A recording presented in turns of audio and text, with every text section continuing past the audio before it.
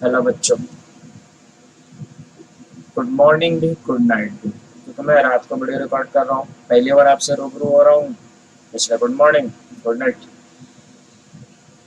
ये वीडियो जो मैं आज रिकॉर्ड करने जा रहा हूँ, ये हिस्ट्री ऑफ अकाउंटिंग 11th वालों के लिए, बीकॉम वालों के लिए, सीए वालों के लिए, या इवन कोई भी बंदा जो अकाउंट से रिलेटेड काम करता है या अकाउंट्स पढ़ता है, अकाउंट्स का नॉलेज रखता है, उसे जानना ज़रूरी है कि जो हम अकाउंटिंग कर रहे हैं, जो हम अकाउंट्स को ऊपर से नीचे तक नचा रहे हैं रोज, financial account, cost account, management account, tax law account, social responsibility, human resource, ये जितने अकाउंट्स के सब फील्ड है, ये रियली में अकाउंट्स है क्या?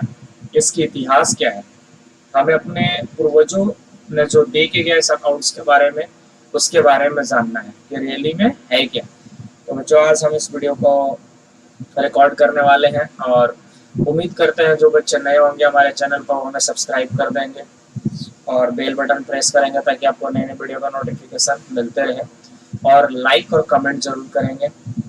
और जब भी कमेंट करें तो हमें कमेंट बॉक्स में लिखे कि हमारी वीडियो अच्छी लगी, खराब लगी, जो भी खराब लगी तो भी बोलो कि खराब है, ताकि हम फिर से उसको ठीक कर पाए। तो चलो, ज़्यादा टाइम बर्बाद ना करते हुए हम स्टार्ट करते अपनी इस वीडियो की कहानी। डन। चलिए, हिस्ट्री ऑफ अकाउंटिंग समझते हैं। ज़्यादा कुछ इसमें तो है नहीं।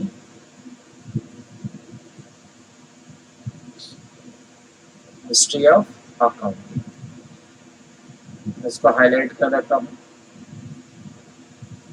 मेरा मेन टॉपिक यही है, हिस्ट्री ऑफ अकाउंटिंग। आप पिक्चर देख के समझ गए होंगे और यहाँ लिखा वर्ड देख के समझ गए होंगे, एस्टोनिश। हमारी आज के समय में जो अकाउंट्स, जो मॉडर्न अकाउंट्स है, जो आज बहुत ही मॉडर्न लेवल और एडवांस लेवल पर पहुंच गया है,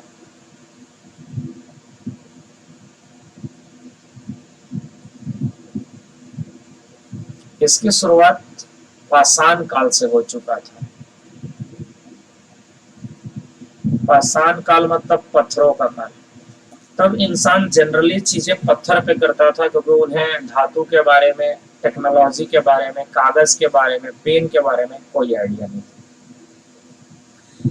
तो लोग उस समय भी कुछ ना कुछ अकाउंटिंग करते थे। अच्छा, एक बात समझना सबसे बड़ी, मैंने सबसे इम्पोर्टेंट चीज है कि लोगों के दिमाग में एक सवाल चल रहा होगा कि अकाउंटिंग क्या है।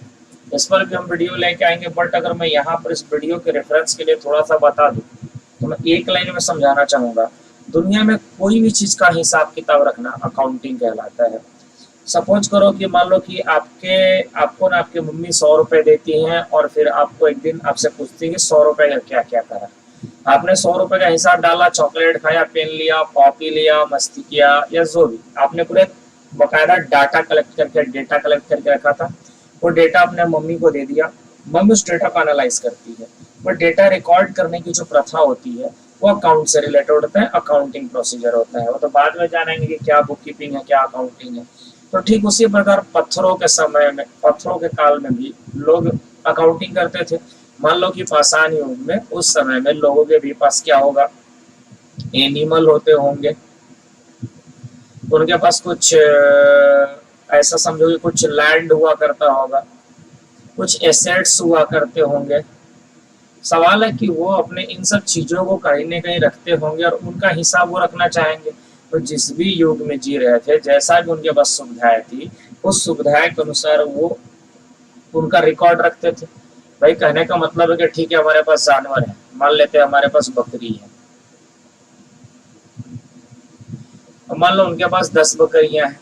तो आज तो हम काउंटिंग कर लेते हैं 1 2 3 4 5 6 7 8 9 10। बट उस जमाने में उनको जो भी भाषा आती थी, जो भी लैंग्वेज समझते थे, वो अपने हिसाब से, आप देख रहे होंगे यहाँ पर मैं हाईलाइट कर देना चाहूंगा, इस तरह के वो क्या थे, पत्थर रखते थे, और इस पत्थरों पर वो कुछ चिन्ह, आकार, डिजाइन बना देते थे, और इस डिजाइन से वो अपने सारे एसेट्स का रिकॉर्ड रखते थे। आज तो बताना बड़ी मुश्किल है कि क्या लिखा और क्या पढ़ा जाए, क्योंकि हम इस लैंग्वेज को समझते नहीं है। बट इसको देख के ये समझ सकते हैं कि जो भी उस जमाने में लोग रहा, वो अपना अकाउंटिंग प्रोसीजर करते थे। ठीक है, तो आपको पता चल गया कि अकाउंट्स जो है। अच्छा, एक बात और मैं यहाँ क्लियर कर देना चाहूँ। बहुत लोग को ऐसा लगता है, बहुत लोग, बहुत अलग अलग ऑथर का कहना है कि अकाउंट्स 4000 BC इजिप्ट से स्टार्ट हुआ था। इजिप्ट एक देश से।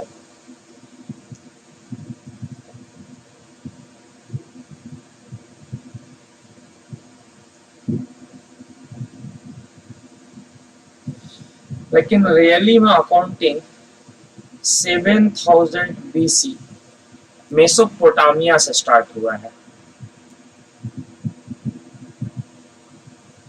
अलग अलग ऑथर का अलग अलग रेफरेंस है, मैं बट आपको बताना चाह रहा हूँ मेसोपोटामिया से। चलिए आगे बढ़ते हैं, देखते हैं। देखिए उस जमाने में जब लोग पाषाण काल थे, पाषाण काल से धीरे धीरे वो अपना ट्रांसफॉर्म करे अपने युग को, फिर वो घर बना के रहने लगे, वो जंगलों में घर बना लिए, आग जलाना सीखे। आप यहाँ पर देख रहे होंगे धीरे धीरे लोग आग जलाना सीख गए, लोग कच्चा की जगह पक्का खाने लगे, उनकी थोड़ी स्थिति सुधरी।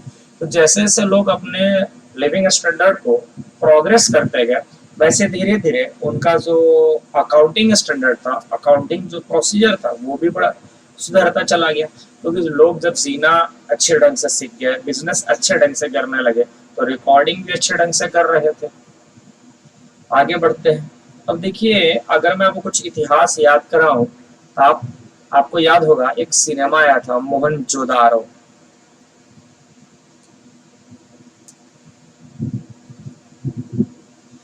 या रियली में मोहनजोदारो हड़प्पन सिविलाइजेशन पर बेस्ड था। एक ऋतिक रोशन की मूवी आप देखे होंगे, उसमें भी आप देखे होंगे कि लोग गांव से मोहनजोदारो जाते थे और बाजार में सामान बेचने, और वहां पर वो कुछ न कुछ टोकन एक दूसरे को एक्सचेंज करते थे। उस जमाने का वो एक तरह का समझो कि करेंसी रहा होगा। देखिए उस जमाने में वो मतलब 2600 to 900 BC की बात करूँ तो मोहनजोदारो में भी अकाउंटिंग होता था।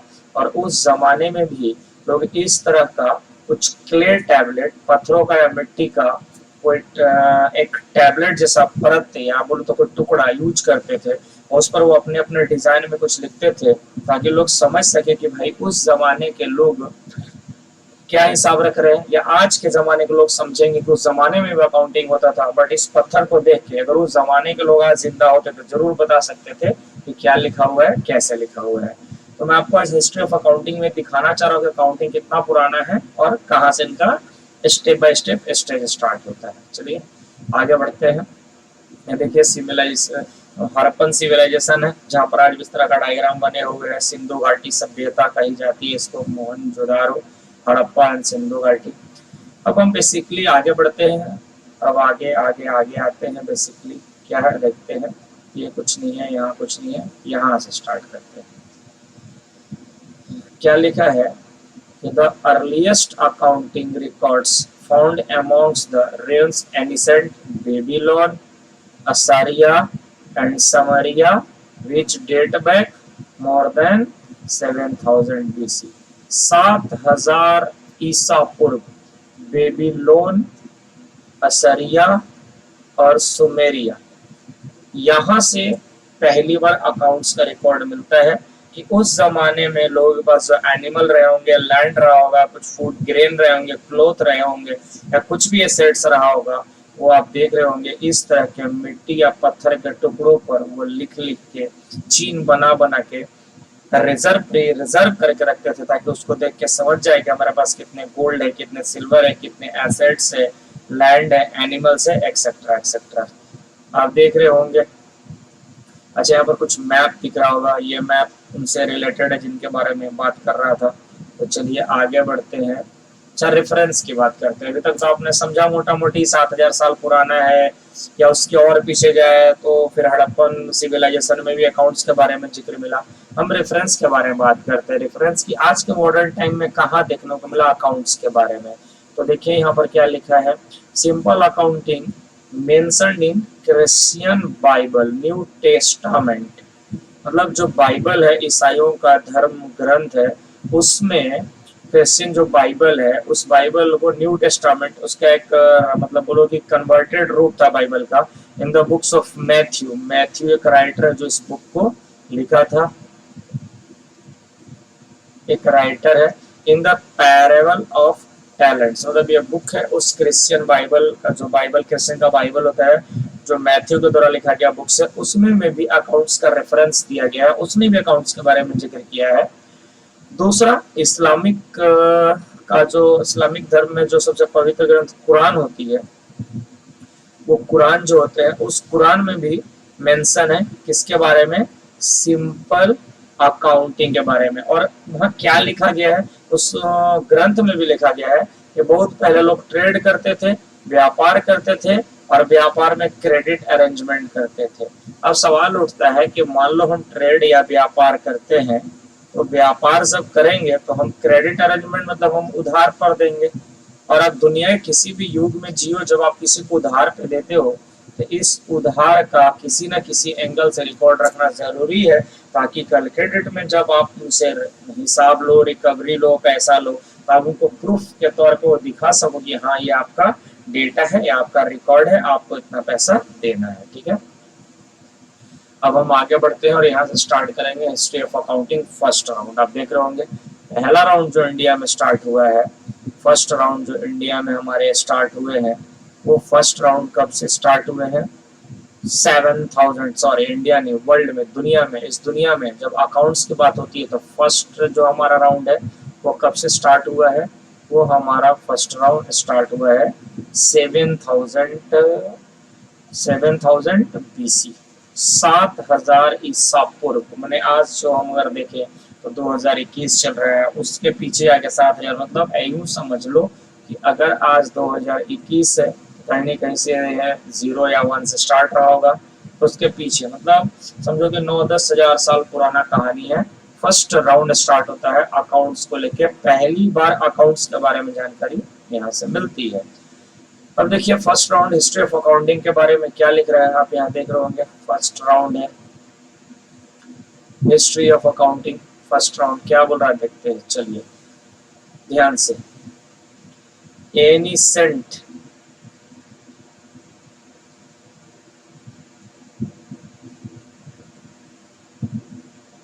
एनिसेंट बिगिनिंग्स कहाँ से हो रहा है, being over 7000 year ago. Ancient, ये लाइन आप समझ रहे होंगे, देख रहे होंगे, मेसोपोटामिया।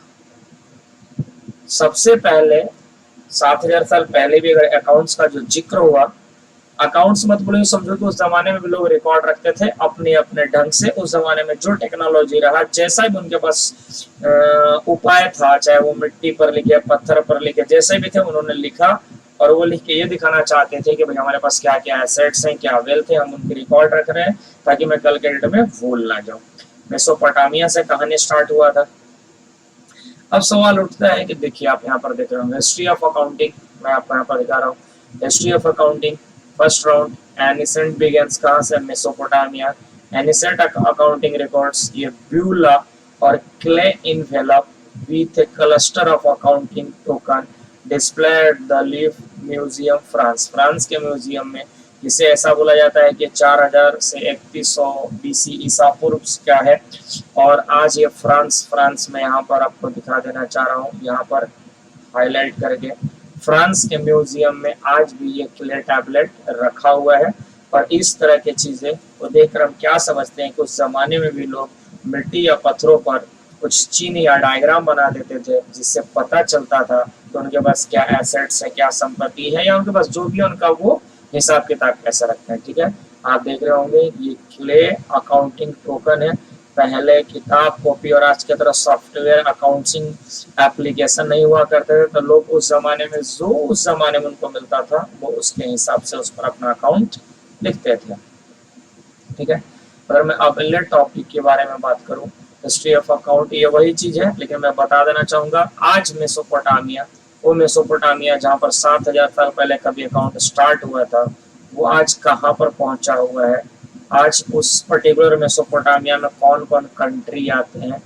आज उस मेसोपोटामिया में इराक आता है, कुवैत आता है, सीरिया, बागदाद और टर्की। आप देख रहे होंगे, मैं हाईलाइट करके यहाँ पर दिखा देना चाहूंगा, ये एरिया है जो जमाने में मेसोपोटामिया कहलाता था।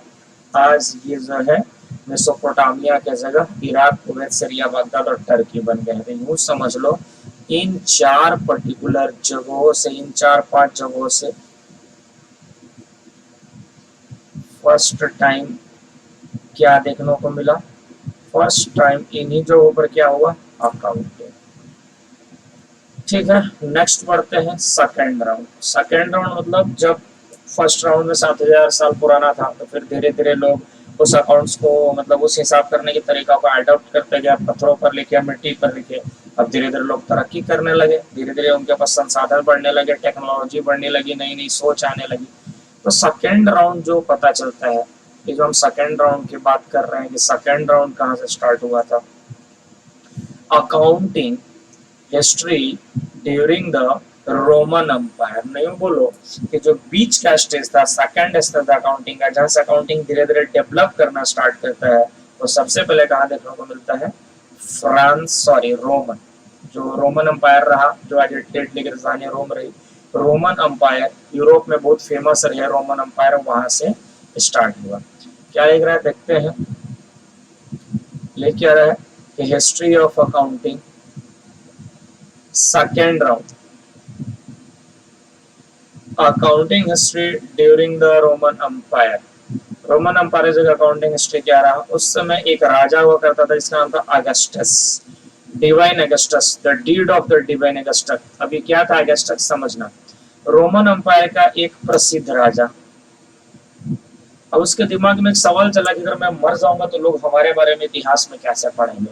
तो पहली बार रोमन का एक ऐसा राजा जो अपने सारे कृति को, अपने वैभव को, अपने किए गए काम को उस रोमन अंपायर के एरिया में आने वाले हर बड़े बड़े महल में, पत्थरों पर, बिल्डिंग में, अपने राजमहलों पर उस जमाने में जो लैंग्वेज चलता था उस लैंग्वेज के हिसाब से उन्होंने अपने काम को चिन्हित करा दिया, वहां पर बोले तो रिकॉर्ड करा दिया या प्रिंट करा दिया या डायग्राम बना दिया, ताकि लोग फ्यूचर में जब आएंगे उसके मर जाने के बाद लोग उसका इतिहास पढ़ेंगे और ये सोचेंगे कितना बड़ा राजा हुआ करता था।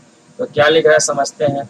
The deed of divine Augustus, the first 10% record his life and accomplishment written by the first Roman Empire were carved on stone and momentum or temples and throughout the Roman Empire। वो अपने सारे ही इतिहास को उन्होंने पत्थरों पर as a momentum मतलब यादगार रहने के लिए मंदिरों में, बड़े बड़े किलों में उन्होंने अंकित कराया कि मैं रहूं या ना रहूं, फ्यूचर में जो लोग आएंगे तो देख के समझेंगे कि हाँ उस जमाने में राजा ऐसा हुआ करता था कि वो अपने सारे काम को रिकॉर्ड करके रखना चाह रहा था, ताकि लोग उस डेटा को कलेक्ट करके कभी भी उसके बारे में जो इंफॉर्मेशन चाहे वो निकाल सके। ठीक है, तो हम आगे बढ़ते हैं।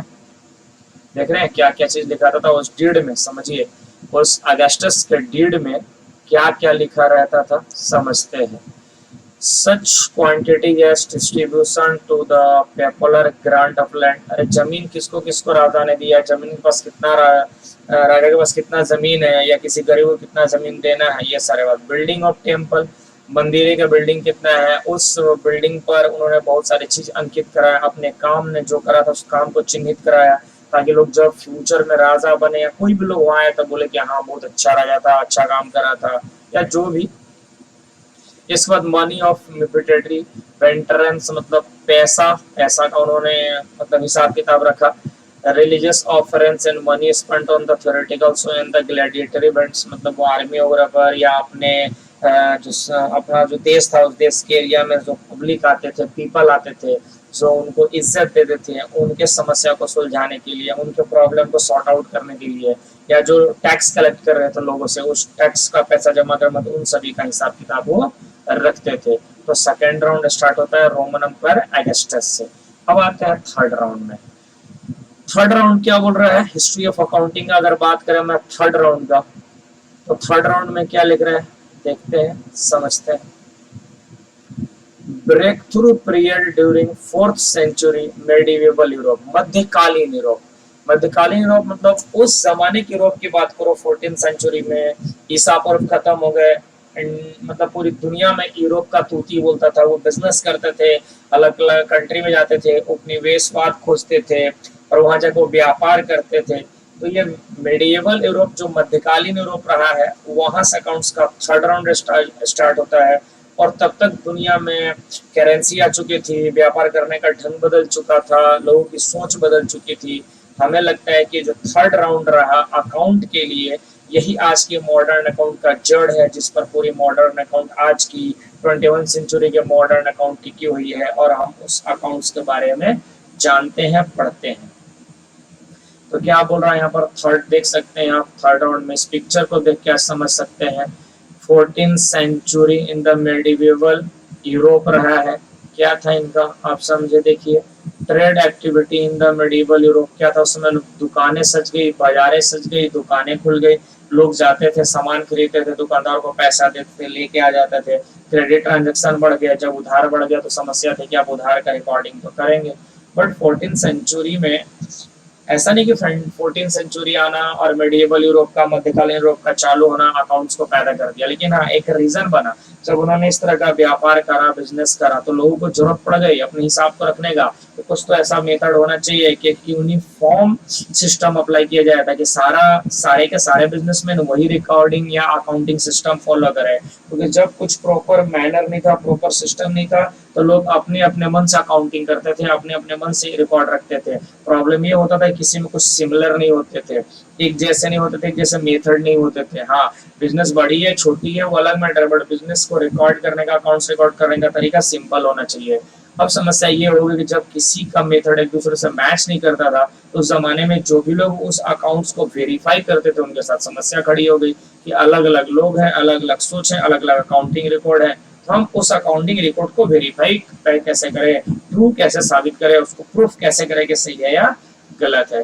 तो इसी कारण से यहाँ से मॉडर्न अकाउंटिंग का जन्म होता है।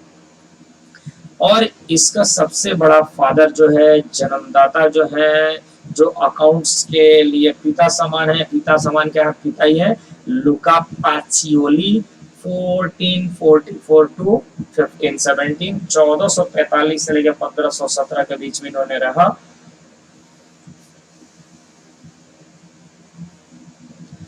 और आप देख रहे होंगे एक नाम इनको दिया गया, today known as the father of accounting. यो समझो कि आज के मॉडर्न अकाउंटिंग का जो पिता है, 1494 ईस्वी में, मैं यहाँ लिख दे रहा हूं आपको, मैं लिख दे रहा हूं यहाँ पर 1494 ईस्वी में लुकास पासियोली ने एक सिस्टम लेके आए, एक यूनिफॉर्म सिस्टम जो ऑल बिजनेसमैन को फॉलो करना था, और इसका नाम उन्होंने देके गया बुक कीपिंग। थर्ड राउंड देख रहे हैं, ये सेम टू सेम पिक्चर है, सेम टू सेम, ऐसा कुछ करना नहीं है, देखिए history of accounting third round. Original book title, original में उनका बुक जो लिखा गया था, एक बात और बता देना चाहूँ, लुका पासियोली एक मैथमेटिशियन थे, मैथ के टीचर थे, और वो मैथ के टीचर होने के नाते उनको गणित तो आता था, प्लस माइनस तो उनको आता था।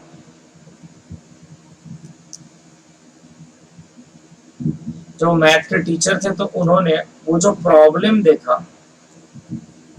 कि लोगों के बीच कोई यूनिफॉर्म अकाउंटिंग सिस्टम नहीं है, तो उन्होंने अपने प्लस और माइनस, तो उन्होंने यूनिफॉर्म नहीं है, तो प्लस और माइनस जो मैथ का मेन ट्रिक होता है, जड़ होता है, बेस होता है, उसके दम पर उन्होंने एक मैथमेटिशियन होने के बावजूद भी एक ऐसा सिस्टम डाला जिसका नाम दिया उन्होंने बुक कीपिंग।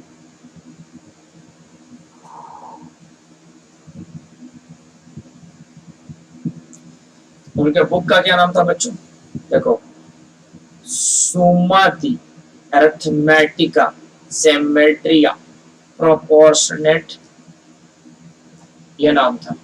बट इसका इंग्लिश टाइटल बना the collected knowledge of arithmetic, symmetric, proportion and proportionately. मतलब उन्होंने एक बुक लिखा जो बेसिकली मैथ से रिलेटेड था,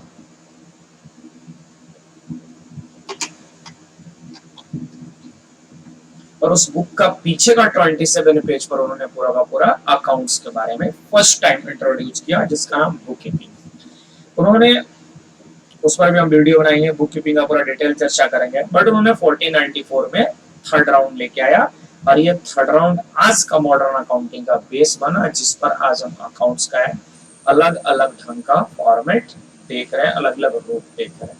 ठीक है, ये देखिए बुक की ओरिजिनल कॉपी है और इसमें कुछ दिखेगा नहीं, बट क्या क्या आप देखेंगे। The first depiction of counting on finger in Luka पासियोली book, वो जो आज का आप जो फिंगरिंग करते हैं, जिसे आप अबाकस वगैरह बोलते हैं, जापानी मैथमेटिक्स लैंग्वेज बोलते हैं, उंगली पर काउंटिंग सिखाते हैं, 1494 में लूका पासियोली बहुत पहले देखे चले गए थे।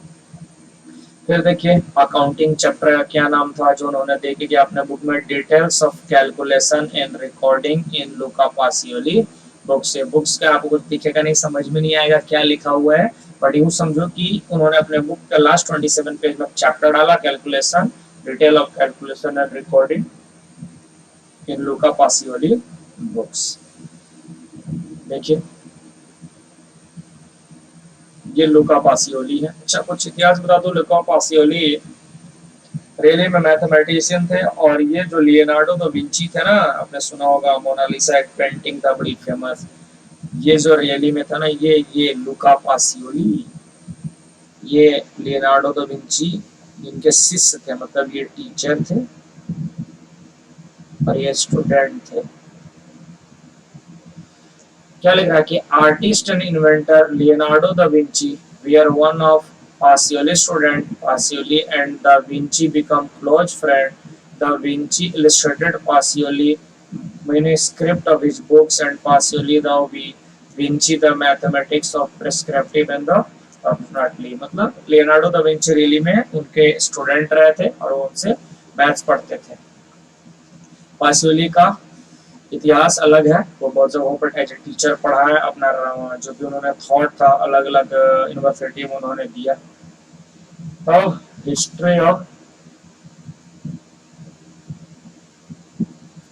ऑफ अकाउंटिंग का फाइनल राउंड आता है, जहां से अकाउंट्स ने मार्केट में तूफान मचा के रख दिया।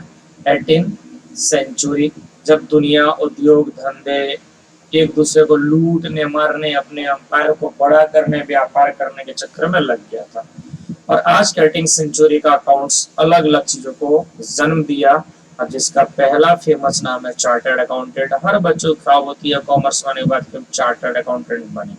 क्या लिख रहा है समझते हैं। The first professional organisation of accountants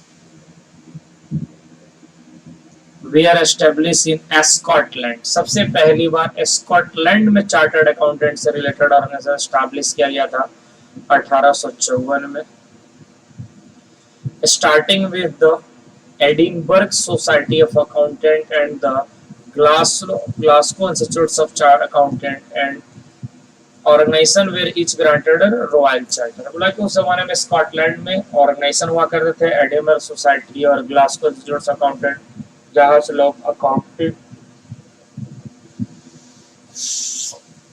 से लोग अकाउंटिंग बारे में पढ़ सकते थे और अकाउंटिंग वर्क करने के लिए डिग्री ले सकते थे। तो 18th सेंचुरी आने से आज का अकाउंटिंग तो मॉडर्न हो ही गया। अकाउंटिंग में इतने तरह के प्रोसेस और इतने तरह के method, system, rule, convention, concept डाल दिए गए कि एक ऐसे बंदों की जरूरत होगी जो अकाउंट्स को अच्छे ढंग से प्रिपेयर करे, चेक करे और प्रूफ करके दे सही बनाया गलत बना दिया है। आगे लिख रहा है यहाँ पर कि उस जमाने में स्कॉटलैंड में इस ऑर्गेनाइजेशन से जो मेंबर बाहर आते थे पढ़ने के बाद, उन्हें क्या नाम दिया गया?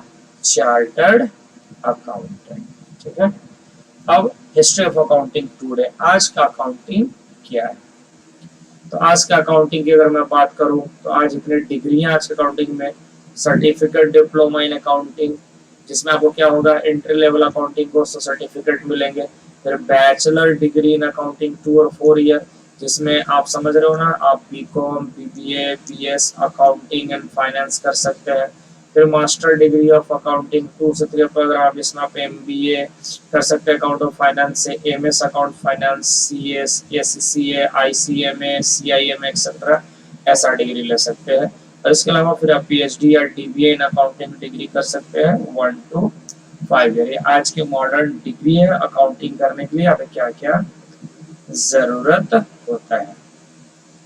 अगर मैं अकाउंटेंसी टूडे की बात करूँ तो आज किसी भी कंपनी में अकाउंट्स यूज करने से पहले अकाउंटिंग स्टैंडर्ड फॉलो करने पड़ते हैं।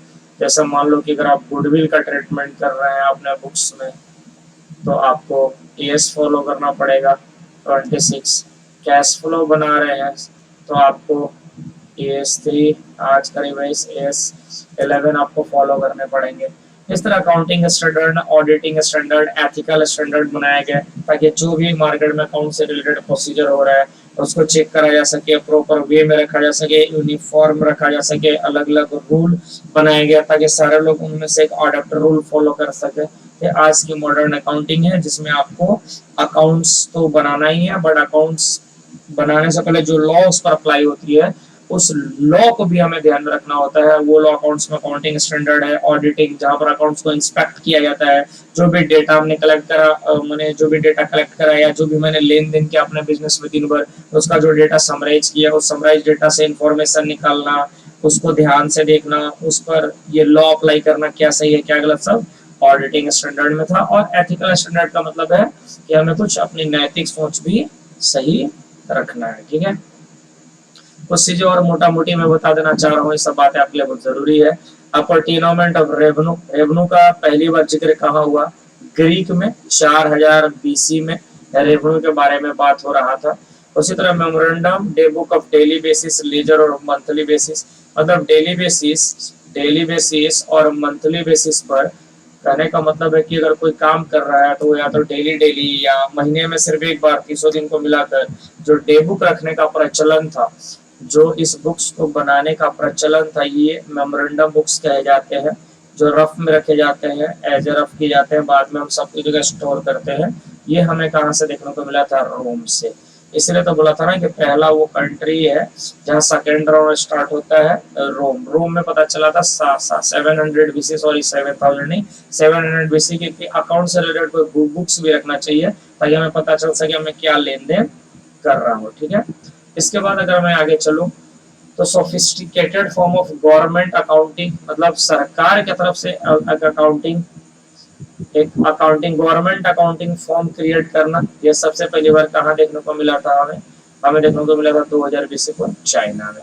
Similarly to a financial management book, तो इसी तरह अगर मैं ध्यान से देखूं तो अकाउंट से रिलेटेड सबसे पहली बार अगर मैं अपने देश में बात करूं तो 300 बीसी में मौर्य एम्पायर में जो कौटिल हुआ करते थे, वो Kautil on few detail aspects of maintaining the books of accounts way given. ये कौटिल जो थे, जो अर्थशास्त्र लेके थे, उन्होंने अपने बुक में जिक्र करा था 300 बीसी फाइनेंशियल मैनेजमेंट या अकाउंट से रिलेटेड। तो ठीक है बच्चों, ये वाली वीडियो यहाँ खत्म होती है। अभी आपने देखा कि रियली में हमारा अकाउंटिंग कहाँ से स्टार्ट होता है। मैं एक बार बता दूं, 4 स्टेप में हमारा अकाउंटिंग का हिस्ट्री गया।